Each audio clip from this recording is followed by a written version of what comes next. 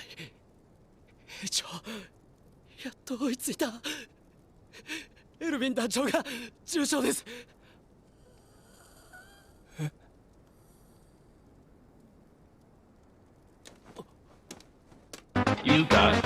There are a lot of critical moments in Attack on Titan, but for me, one of the toughest decisions on this show was Levi having to decide who would inherit the Colossal Titan. It felt like the choice was more about choosing who dies rather than who lives. So I asked myself, who would I choose and why? But more importantly, did you agree with Levi's decision? And that's the can of worms I want to discuss today, beginning with Armin Arlet. I think Jean summed up Armin pretty well. You're creepy, but I knew you had it in you.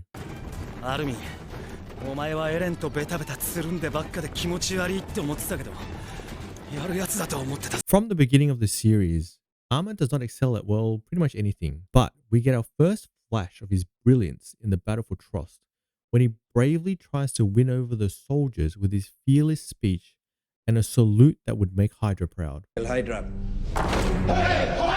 Inevitably, Armin's speech leads to an insanely complicated but effective plan of rock plus hole equal W. Bruh. Humanity claims its first ever win against the Titan, and that's the first point to Armin. Okay, I'm gonna admit it, I didn't make the link that Annie was the female Titan until this scene.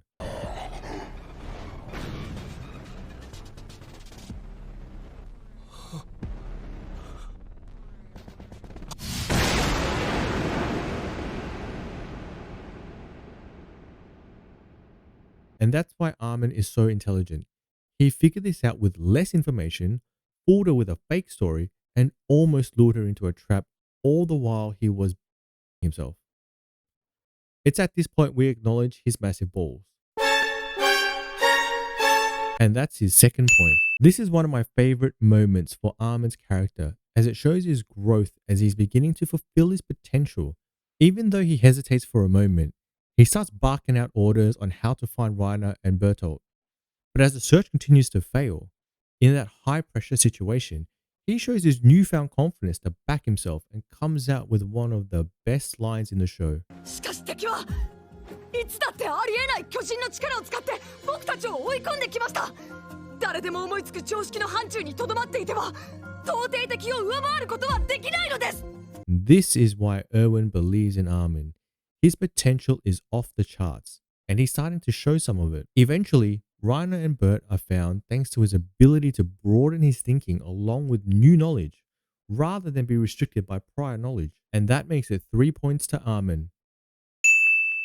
It's a good lead, but Erwin hasn't responded yet, and we know he's a beast. You ever had that one friend that's a know-it-all?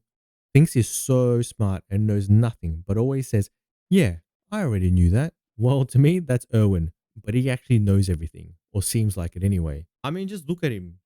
He looks like the teacher's pet, and the teacher was his dad. I put a list of his qualities together. Natural born Chad, being a know-it-all, not blinking to intimidate, willing to gamble life away on every decision. We go back to the female Titan incident that I praised Armin for, where he eventually identifies it as Annie. This was only made possible due to Erwin's foresight. He plans the whole expedition just to find the rat amongst them. He already knew there was a traitor. 君には何が見える？敵は何だと思う？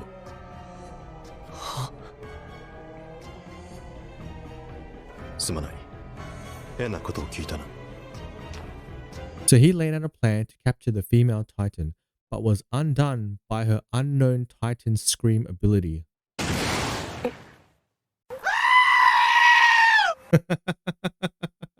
Okay, but for real.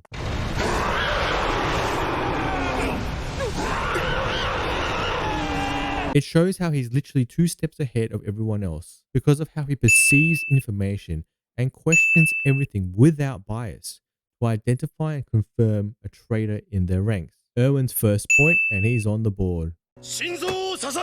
Look, I'm determined to lose weight and maintain good mental health, yet here I am losing my mind editing this video and gaining weight. What I'm saying is, determination doesn't guarantee success, And that's why Erwin's determination is insane. On multiple occasions, his determination carries him through ridiculous gambles with his life and many others at stake. I'm talking about the you know what? And the successful takedown of Rod Reese's Mammoth Titan. Both were successful gambles only he could achieve. You need someone like Erwin that is willing to take on some crazy decisions to produce crazy success. 3-2, Erwin strikes back. Erwin's war cry, "Give up your heart," always gives me goosebumps because his VA is that good.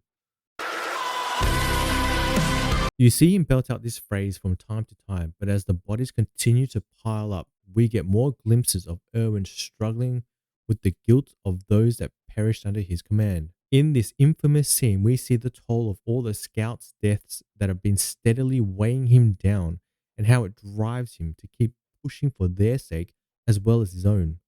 It's a vicious cycle where he is motivated to keep pushing for humanity's sake through their deaths, but in continuing to do so, more deaths are inevitable. He remembers those that were lost and burdens the responsibility to give meaning to their sacrifices. And that's the weight of a true leader. And we're all tied up now at 3 apiece. When I'm watching Erwin give those rallying speeches, I feel like I could run through a brick wall for him. His ability to inspire the scouts is nothing short of amazing.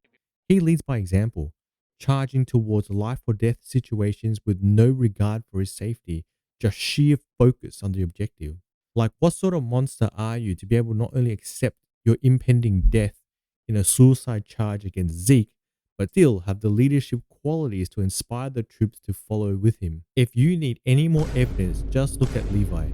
He chooses to be a subordinate of Erwin because he recognizes Erwin's leadership abilities and his commitment to the survival of humanity. And with that, Erwin's taken the lead. So we've talked about all the good stuff. Now we've got to talk about the dirty stuff.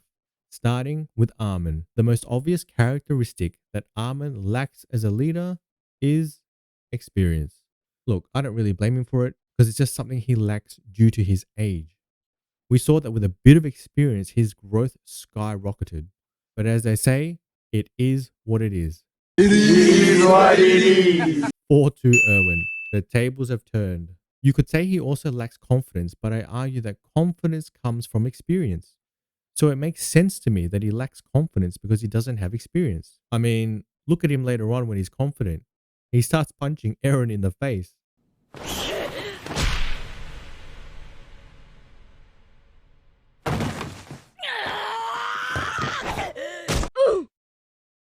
Armin takes an L here and loses a point. Now let's move on to Erwin's dirty laundry. Earlier I said he takes huge gambles that lead to huge success, but any sane person would argue that a commander in his leadership position shouldn't be making gambles like that in the first place. Now I know this point is a bit contentious, but consider this. He hatched a plan to ambush and capture Annie in the forest of giant trees, but ultimately it failed. Yes, they caught her later on, and yes, you can say it was a success, but we have to keep in mind the amount of soldiers and innocent civilians that died. These people died based on his gambles to capture the female Titan in both the forest of giant trees and Stohess district. As much as I said earlier, this trait can be categorized as a positive, it can be equally seen as reckless and even ruthless. We laud his accomplishments, but looking at it objectively, even if his gambles pay off, they come at the cost of sacrificing innocent lives and soldiers. It's a very steep price to pay. And for that, Erwin's also taking an L here. Lastly, Erwin is kind of obsessed. His obsession with finding the truth and the real nature of the enemy leads to risky behaviors that drive him and his troops into a corner, which we know ultimately leads to more deaths. And for that, Erwin loses another point and, oh, what do you know? 2-2. It's a tie. Not planned at all. Now for the worst part of this video, my opinion. We know that Levi chose Erwin, but only changed his mind at the last moment due to Erwin's subconscious actions. But I would have still chosen Erwin. Don't get me wrong, Armin will probably exceed Erwin's ability in the near future, but that's assuming, and it's a big assumption, that he fulfills his potential. Why go for something that could be better instead of something that is already better? And that's the point of this video. I want you guys to tell me who you would have picked and why. Also, if you enjoyed the video, please leave a like or a comment. Thank you, and I'll see you in my next one. 心臓を捧げよう